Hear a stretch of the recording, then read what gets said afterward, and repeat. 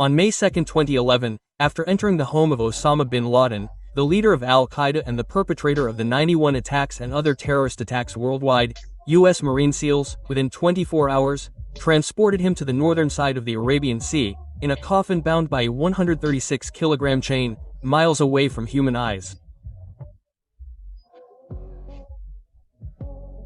But why did Osama bin Laden, who came from a wealthy and religious Saudi family, embrace terrorism, and why was his own country, Saudi Arabia, even refusing to accept his body?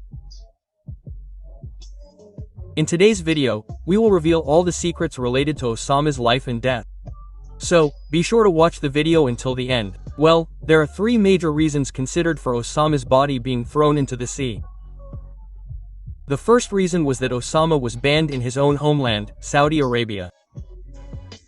Now, you might be wondering, Osama was born into a powerful Saudi influencer family. So how was he banned?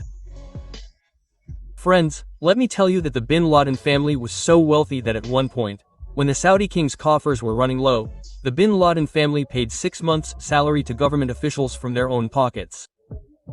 The bin Laden family was not only wealthy but also deeply religious.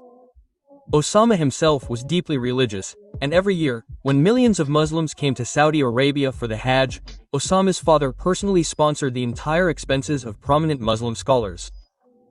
During this time, Osama met with them and maintained relationships with them. But the question still remains, why was Osama banned despite being so religious? Friends, the main reason was that Osama had fallen prey to extremism. Osama's mother said that the biggest reason for Osama's becoming a Muslim extremist was his college days.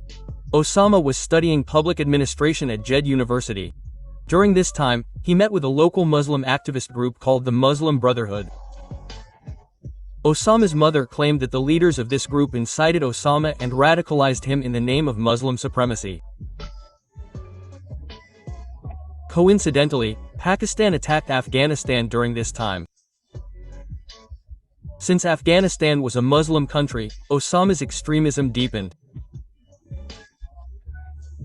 Osama frequently traveled to Afghanistan for secret work and, using his old contracts, built contacts with local Muslim extremist groups in Afghanistan. With the help of these extremists, Osama began recruiting people from his own country, Saudi Arabia, into his terrorist group. He recruited people from Saudi Arabia and sent them to fight in Afghanistan. However, he didn't train these individuals himself. Instead, he hired other organizations for this. After all this, he needed a lot of money. But thanks to his billionaire family, he had no problem raising funds. And in 1984, Osama established his base in Peshawar, Pakistan, and began training people for terrorism from there. He also began keeping data on all the trainees who came there, establishing a proper system and functioning like a proper organization. And thus began the terrorist organization al-Qaeda. While al-Qaeda was focusing on the fight for Afghanistan, Saddam Hussein was also beginning to expand his influence in Iraq. After Kuwait, Saddam Hussein targeted Saudi Arabia. To protect Saudi Arabia, and specifically Mecca and Medina, Osama wrote a letter to the Saudi king, offering to send his fighters to fight against Iraq. But before any discussions could take place between the Saudi king and Osama, Saudi Arabia called in the Americans for help. However, Osama did not like the idea of American help at all, because he didn't want any Western influence in Saudi Arabia. He wanted Saudi Arabia to remain a country with pure Muslim influence.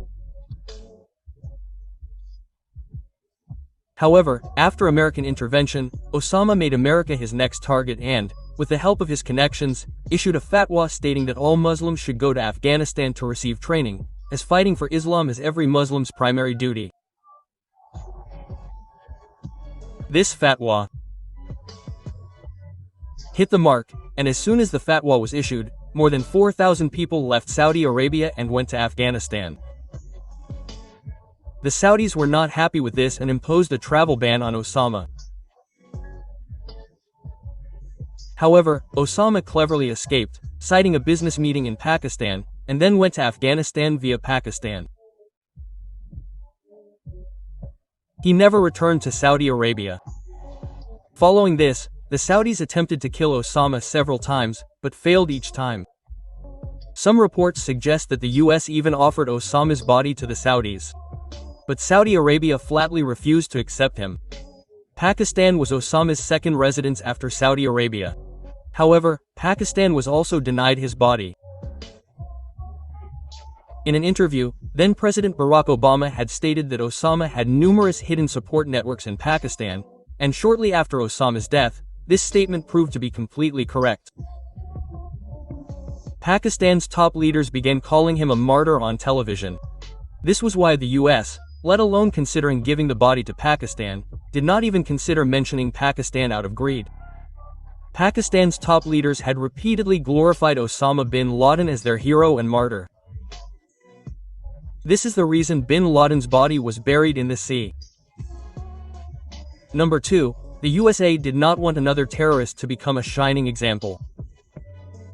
The USA had already made a similar mistake with Saddam Hussein's body. Therefore, Osama's death ceremony was planned before he was killed. For this, immediately after killing Osama, US Marine commandos first performed a thorough identification of his body.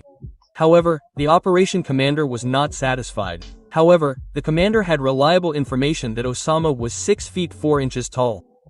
Therefore, he had his 6 feet 2 inches tall soldier lie down next to Osama's body. This confirmed the commander's identity. The commander then called President Obama to convey this confirmation, and the president replied, "You had $65 million worth of helicopters but didn't have $10 extra for a measuring tape." President Obama's words briefly relaxed all the stressed soldiers.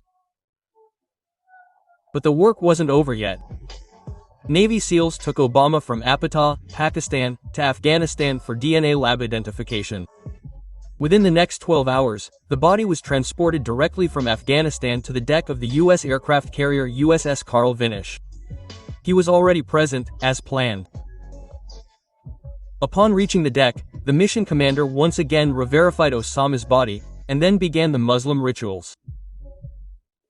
First, Osama was bathed. His body was wrapped in a white shroud. After this, a soldier recited the final prayer for him, known as Namaz Janazah, funeral prayer, in Islam. Finally, Osama's body, along with a 136-kilogram chain, was thrown into the northern Arabian Sea, forever.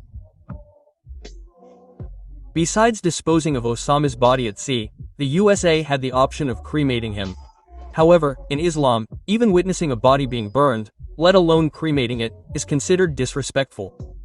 This became the third reason for disposing of Osama bin Laden's body at sea. So, let's discuss in detail the final rituals for a dead body in Islam. So, friends, in Islam, 4 steps are followed for the final rituals of a dead body. First, the body is bathed. In step 2, the body is wrapped around a white cloth called a shroud. In step 3, the final prayer is recited for the body, also known as the funeral prayer, and finally, the body is buried in the ground. But what happens if a Muslim dies at sea?